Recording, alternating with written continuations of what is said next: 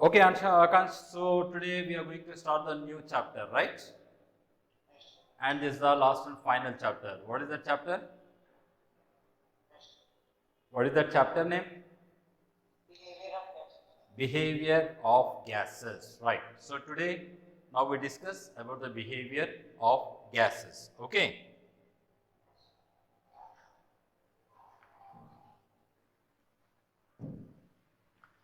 So today's our topic is behavior of gases. Now in this, what we are going to discuss? Say, Akansh, we know that matter exists in three states, that is solids, liquids and gases. Okay, that's already we discussed in the chapter called matter and changes around us. Okay, and is matter around us pure in all these cases. But in this particular chapter, we are going to discuss about only gases. Right? So how, what are the properties of gases? How do they behave? Okay, under different conditions, and what are the laws of there based on the gases? This is all we are going to discuss today. Okay, so now, so first, you know that we start with matter. Matter is anything which has a mass and occupy the space. You know that. Okay, anything which has a mass and occupy the space is called as a matter. So whatever you see around us, all this comes under the matter. For example, if you take this a pen is also matter because it has a mass and occupying some space. So this is a matter. Okay, and when you come to the classification of matter, mainly we classify the matter in two ways. Okay, two principal ways. One is based on the physical state, and the second one is based on the chemical composition. This already we discussed this also in the previous classes, right? So first, which has mass, anything that has mass and occupy the space is called as a matter, and whatever you see around you, that all comes under the matter only. And when you classification of the matter, we can classify the matter in two ways. One is based on the physical state and second is based on the chemical composition. So two principal ways are there. One is based on the physical state. So here one is the physical state and the second one is based on its composition. So in the two ways we can classify the matter. When we see based on the state, that is physical state, based on the physical state, matter is classified into three types, right? One are called solids, second are called liquids and third are called gases. So based on the physical classification, so solid, liquid and gases.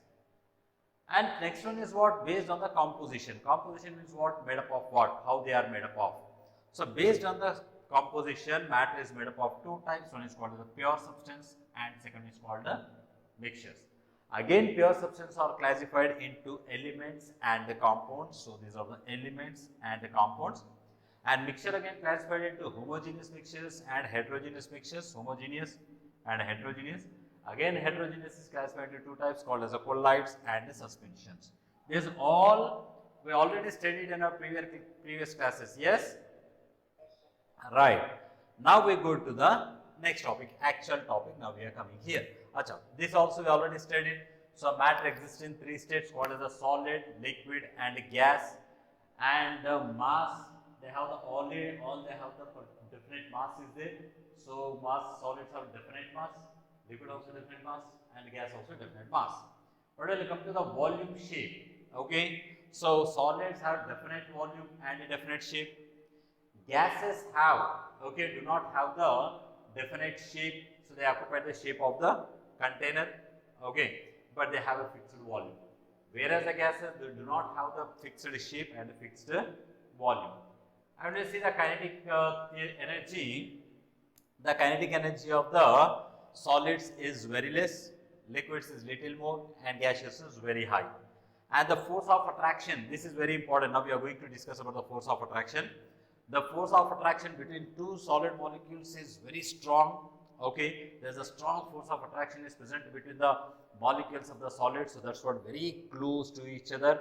So they make the perfect shape.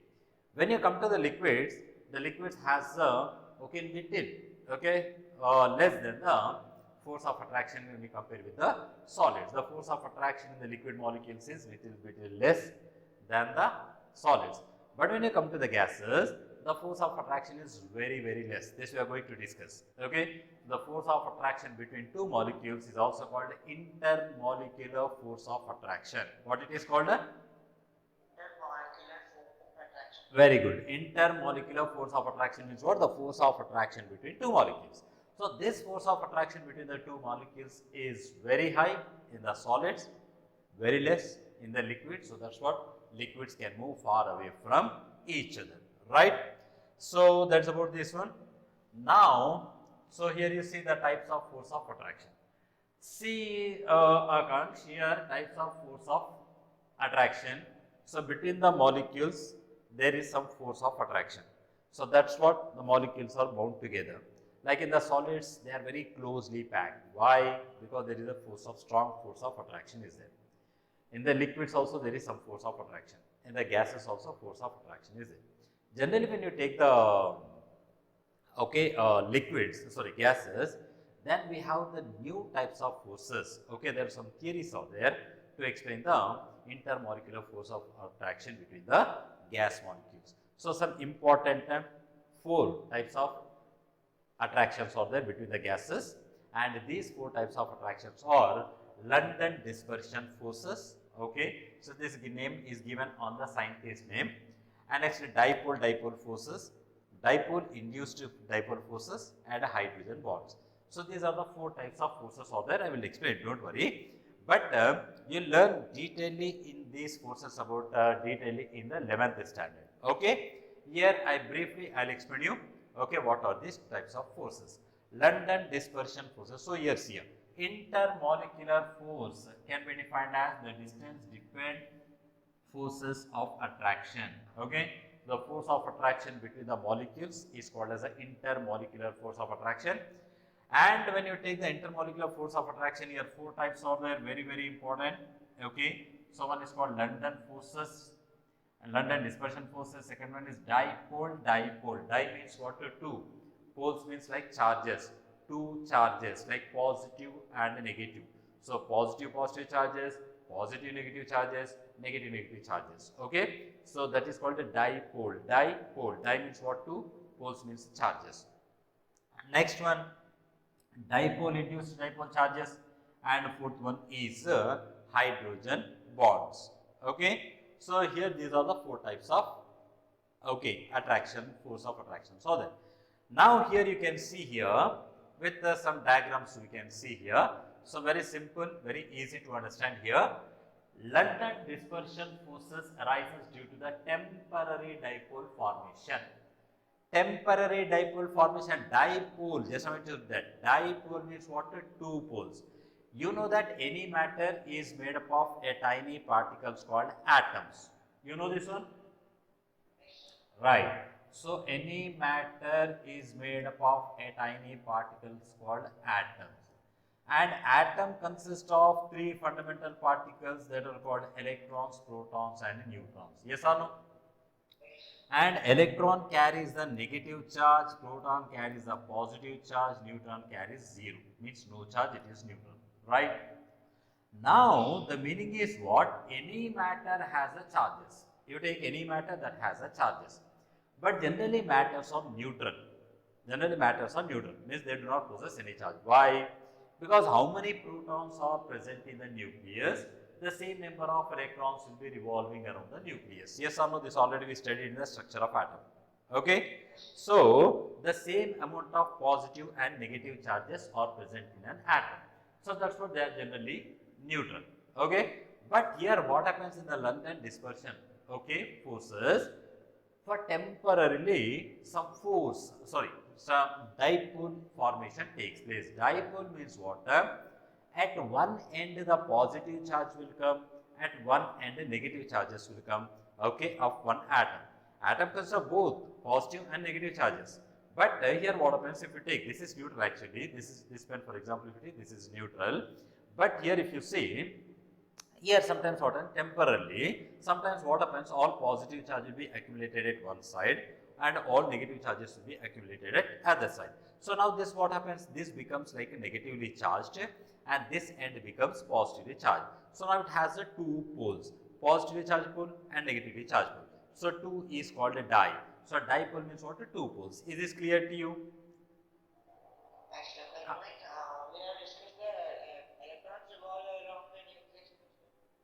Electrons revolve on the nucleus, there is no doubt about it. But the thing is that this matter is made up of so many atoms, no? So many atoms, millions and trillions of atoms are there, yes or no? So due to that, what happens is all electrons will be of all atoms will have accumulated, which come closer to one end. So due to that, what happens? Otherwise, if you take one atom, one particular atom,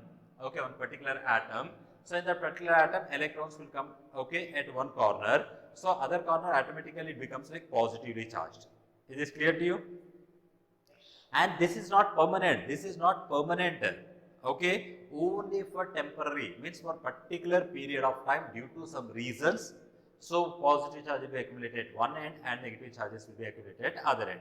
So now what happens inside one end acts like a positive pole and the second one acts like a negative pole. So it has now two poles like positive and negative. So this is called a dipole. Is this clear to you? Right.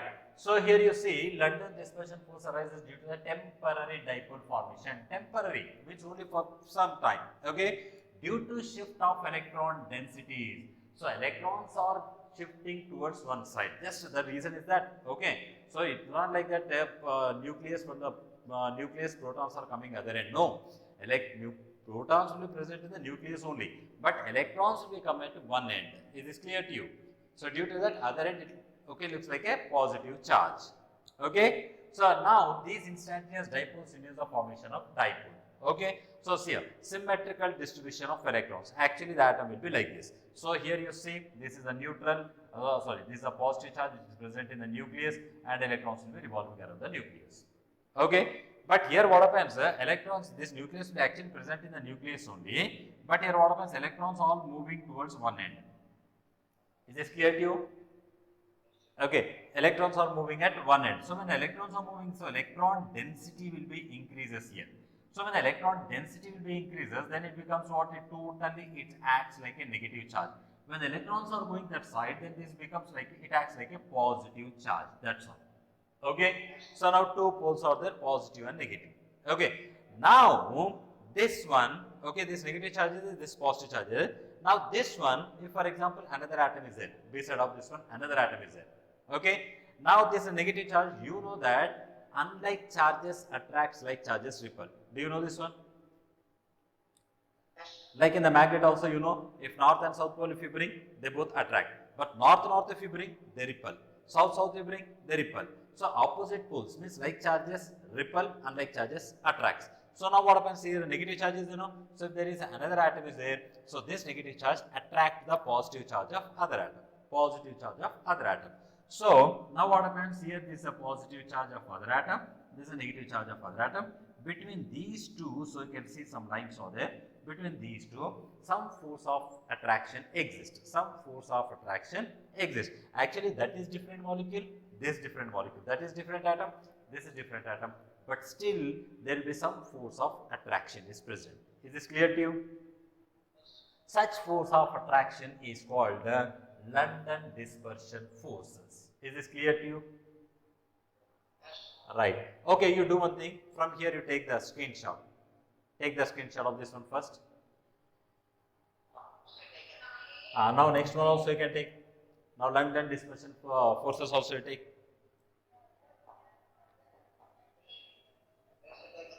Right. Now come to the next one. Here dipole forces, dipole induced forces. Dipole forces means what? Two dipoles will be there. Means this is one atom and it has a positive charge, negative charge. If I take one other one, say this is positive, this is negative. Here this is positive, this is negative. So now what happens? This is already dipole. Dipole means what? One side has a positive charge, one side has a negative charge. This has one side as a positive charge, one side is a negative charge. Already charges are there. Charges are accumulated. Now this is called dipole, this is called dipole. Now what happens is this is a negative charge of one atom, this is a positive charge of another atom. So there will be force of attraction will be there. Now this type of force of attraction is little bit stronger than the previous one.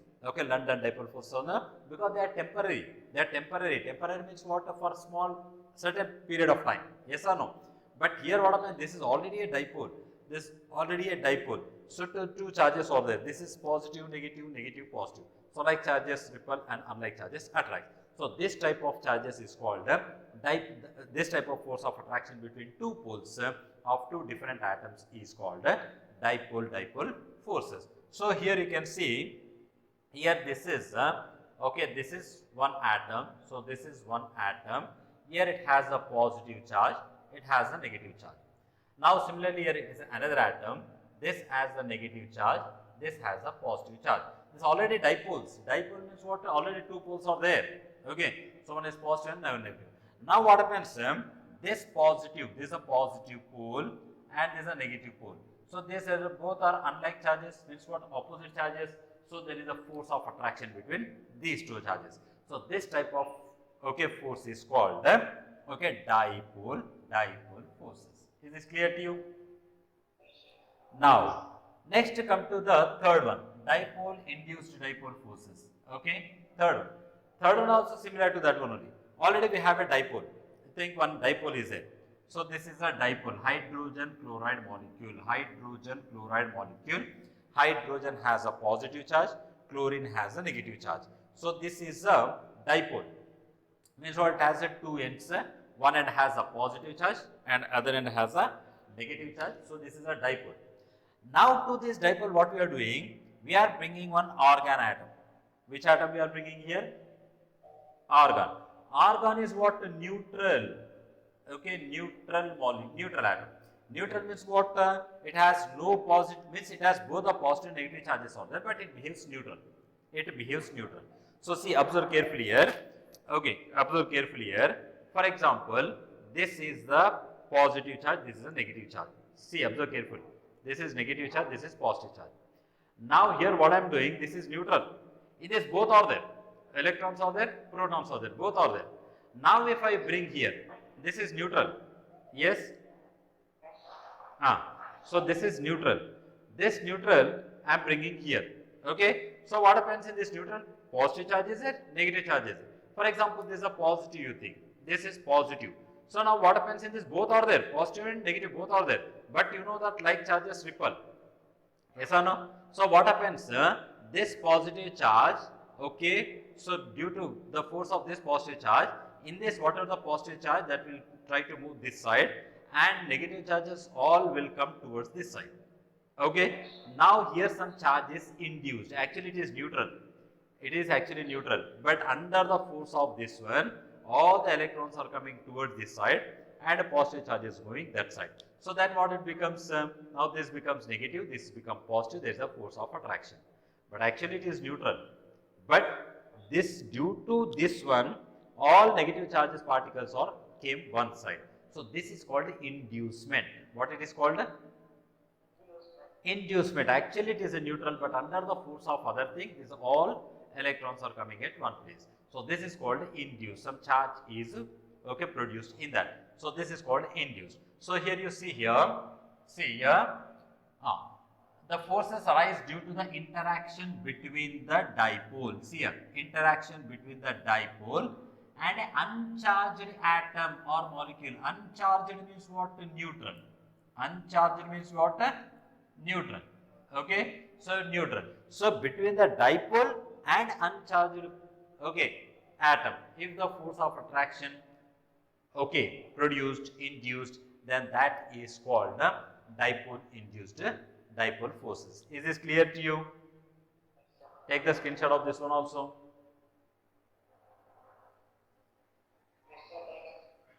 Right. Now last and final one, this is hydrogen bonds. Hydrogen bond. So in the name itself it is there, hydrogen bond. So here also the force of attraction between two atoms. Here also the force of attraction between two atoms. But in that two atoms, one must be the hydrogen. Is this clear to you? One should be the hydrogen and other one anything. Maybe fluorine, maybe chlorine, maybe oxygen, maybe other. Okay. So there is a force of attraction between the two atoms.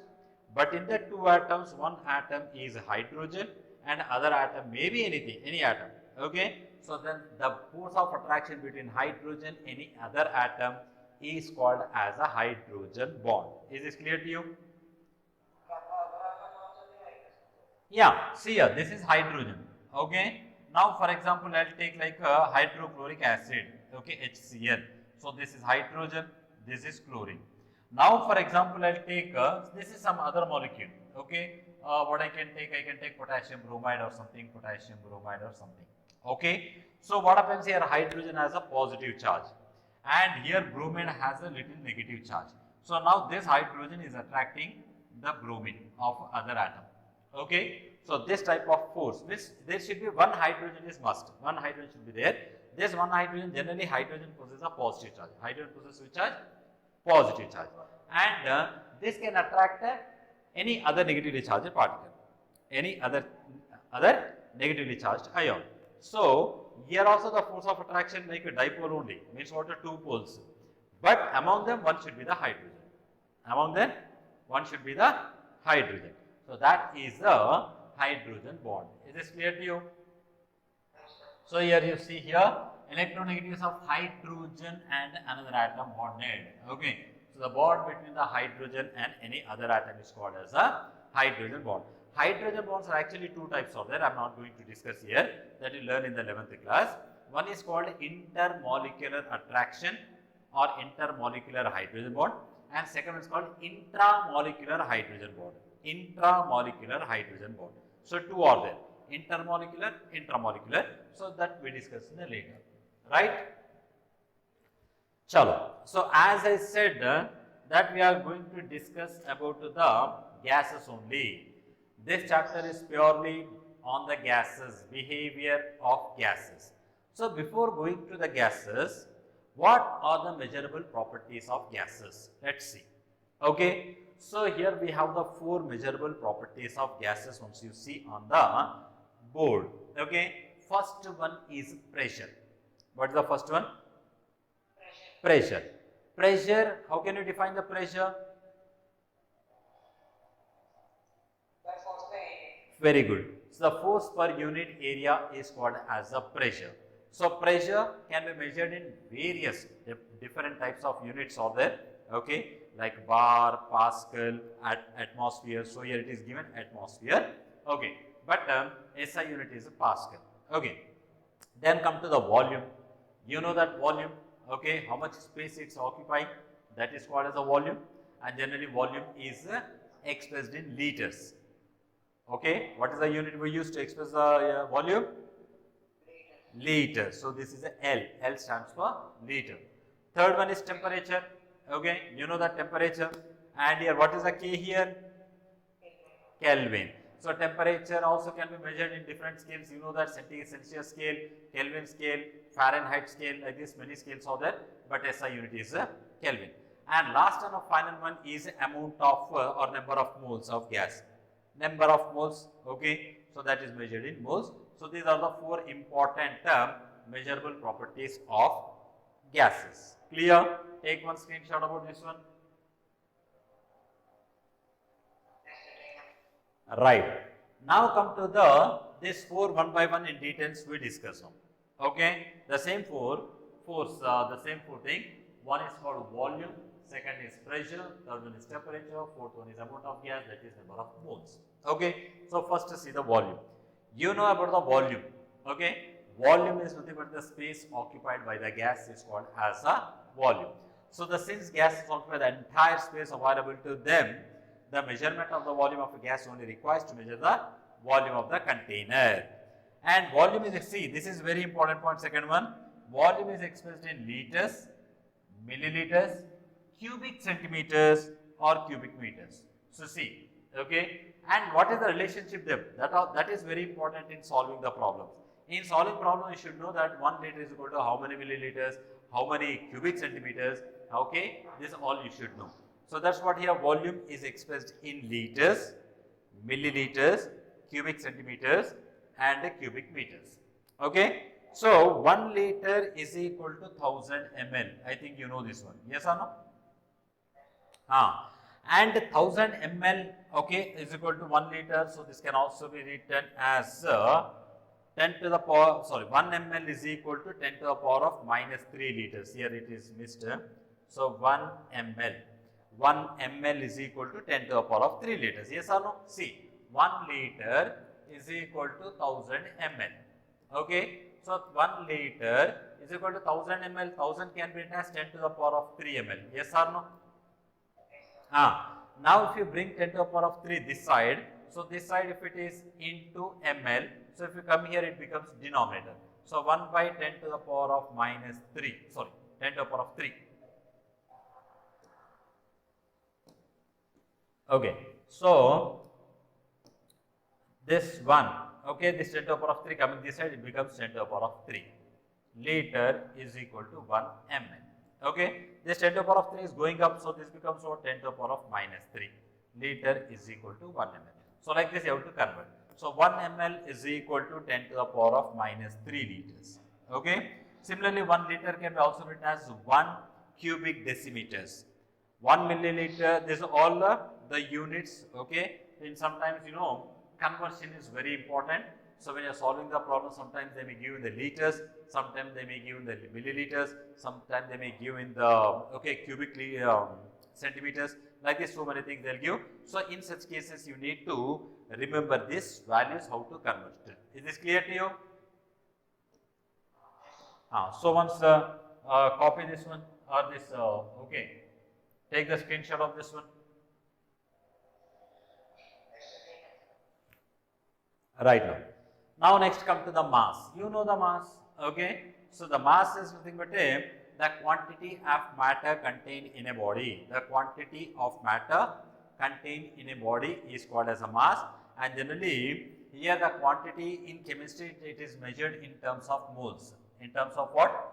Moles. And already we discussed in the which chapter? Atoms and molecules. So mole is nothing but a molecular mass by molecular mass. Yes or no? Did you remember? Okay. Moles is equal to mass by molecular mass. Okay. That is small m by capital M. Okay. And number of moles is denoted by n.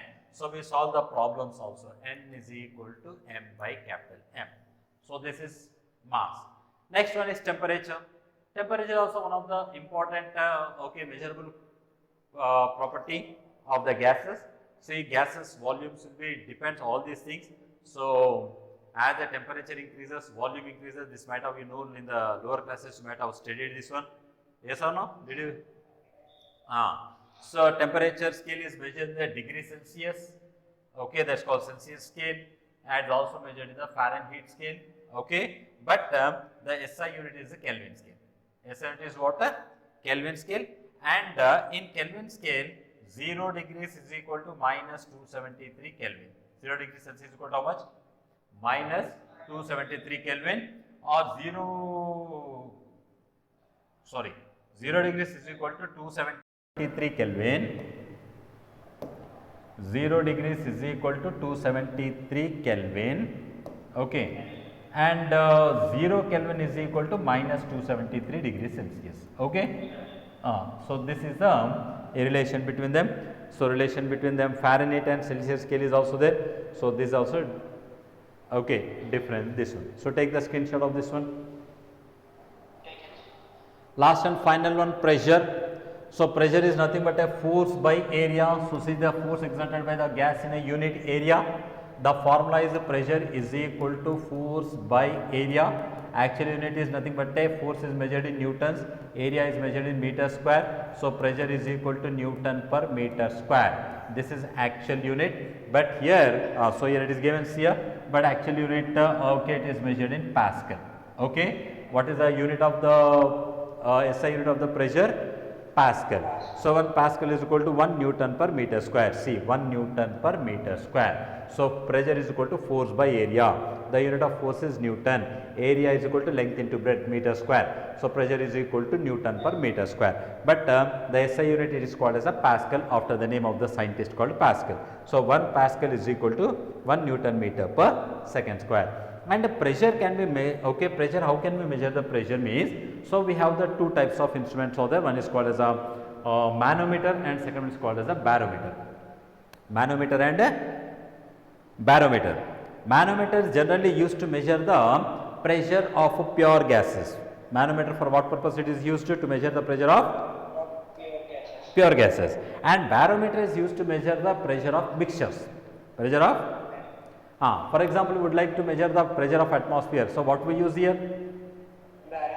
Barometer. Why? Because air is a mixture of gases. Is this clear to you? And pressure, this is SI unit is Pascal, but CGS unit is dynes. Okay, dynes per cubic square centimeters. So this is about this one. Okay, take the screenshot of pressure. And here you see the manometer and barometer devices. I think you already learnt in the lower classes somewhere about to measure the pressure. So I am not going to discuss about this one. Okay. Yeah. So now today we are going to discuss the very important, now actual topic starts from here, that is called the gas laws. Okay. What is that? Gas laws means what? How the gas behave under normal conditions. All gases behave similar to each other. Okay, normally they behave. Okay, under normal conditions. But if the conditions changes, then what will be the effect of the gases? For example, I have some gas. Okay, I have one cylinder, in that I have some gas. Okay, under normal condition it okay, it's showing all similar properties. But for example, you think if I increase the pressure of that gas, then what happens? All will be changes. If I increase the pressure, volume also changes, temperature also changes, like this. If I increase the temperature, volume changes, pressure changes. Okay, so like this, everything is depend on other one. Okay, for example, you see I am taking this. So here you see, for example, I think this you have learnt in the lower classes. For example, we have one empty bottle, just normal bottle, empty bottle. So this is an empty bottle. So to this empty bottle, what you do? You take empty balloon. You know the balloon now? Okay, yeah, balloon, and just fix up the mouth of the balloon here. Just to fix the balloon here. Okay, so fix the balloon mouth here. So like this, it's a like balloon. Okay, now we are fixing like this. Now here inside gas is there. Empty this bottle means what? Inside there will be gas. So there is some gas is there. This is some gas is there inside. Okay. Now what is the gas occupied? The volume of the bottle. The volume of the bottle. Right. Now if I what I do? If I heat the gas, I am heating this bottle. I am heating the bottle.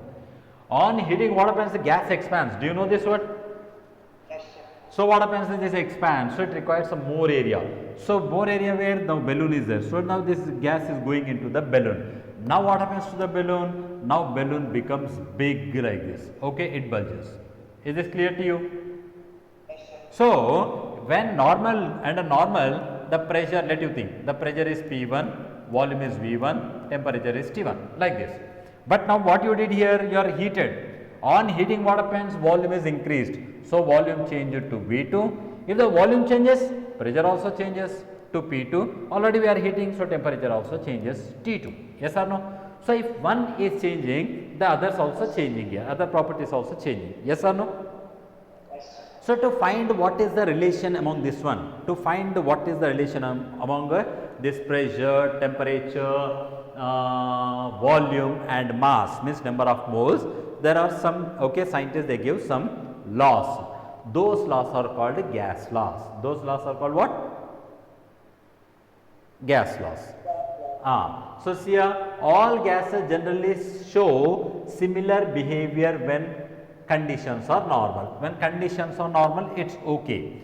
But if there is a slight change in the physical conditions like pressure, temperature or volume, these shows a deviation.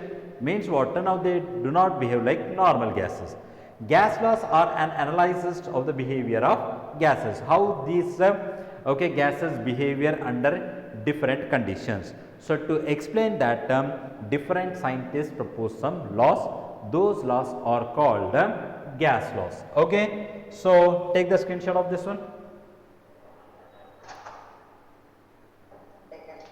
Chalo. Okay. So if you want me to continue for more 10 minutes, then I will complete this 3 laws are there. I will complete 3 laws, otherwise if you want me to take tomorrow, tomorrow, your wish.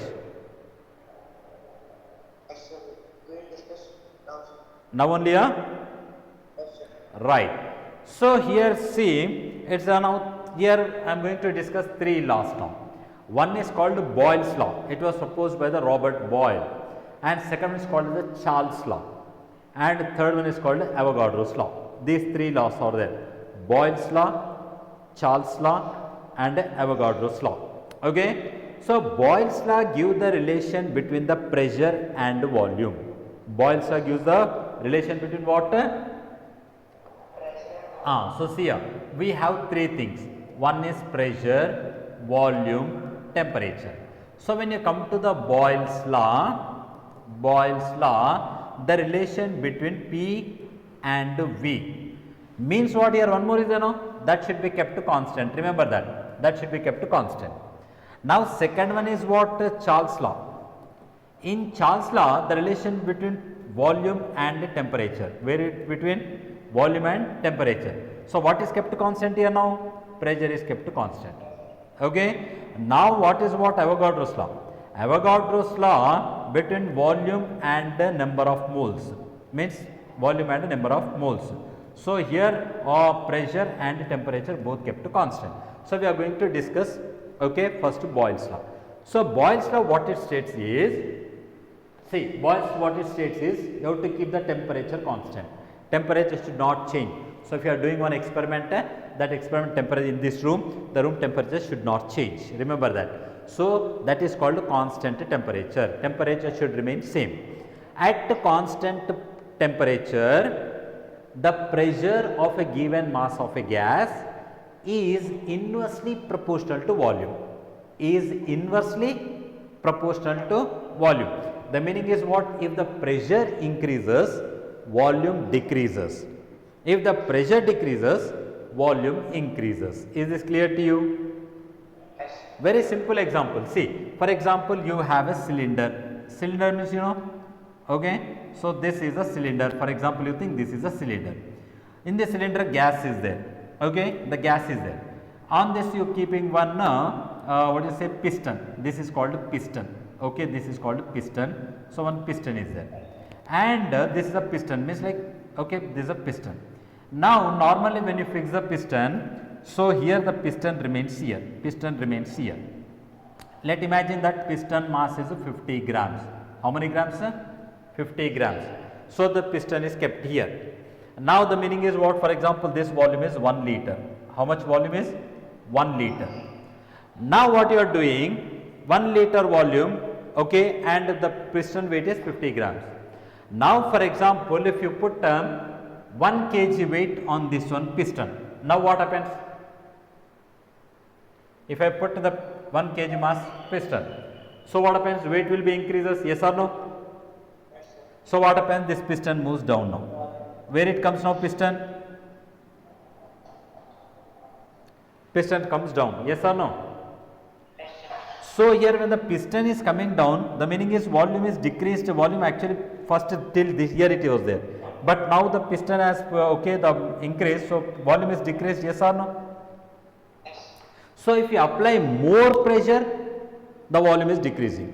Okay, so normally one container is there. In that normally you are applying some pressure, so it's coming down. So volume is this much. If I still apply the pressure, now still the pressure volume is decreased. If you apply the pressure, the volume decreases. Means what? If you increase the pressure, the volume is decreasing. Yes or no? The meaning is what? As the pressure increases, the volume decreases. Means one quantity is increasing, other quantity is decreasing. So this is called what? Inversely proportional. Yes or no?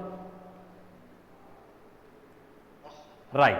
So see here, according to Boyle's law, the pressure of given mass of a gas is inversely proportional to the volume, and the temperature remains constant. We are not discussing about the temperature. Temperature is constant. So when you are taking pressure and volume, volume and pressure are inversely proportional to each other. Okay. So what we can write? V is inversely proportional to P. Whenever inversely proportional to P, then what you write? We write 1 by P. Yes or no? 1 by P. Now, okay, when V is inversely proportional to P, when you remove this proportionality sign, we get one constant. So, we can add V is equal to K by P. Okay, we get one constant K by P. If you bring this P here, PV is equal to K, but K is called constant. Okay, so what we can write, PV is equal to constant. Okay, the product of PV is equal to constant. Okay, so we can write this in two terms also. P1 V1 is equal to P2 V2 is equal to P3 V3 is equal to Pn Vn. Like this we can write. Okay, clear to you? So this is called as a Boyle's law. So Boyle's law, what it states is, at constant temperature, the pressure of a given mass of a gas is inversely proportional to its volume. V is proportional to 1 by P, or V is equal to some constant K by P. If you bring P from denominator to this side, it becomes numerator. PV is equal to constant. Okay, or we can write P1 V1 is equal to P2 V2. Okay, so this is a Boyle's law. Okay, so with this we today stop. Tomorrow in the next class we discuss about the Charles and Avogadro's law. Is this clear? So take the screenshot of Boyle's law and you have to learn the Boyle's law. Very, very important law, this one. Okay then. So read and come this gas law, this one. Tomorrow in the next class we are going to discuss about the two more laws and ideal gas equation. Okay? Okay then. Bye.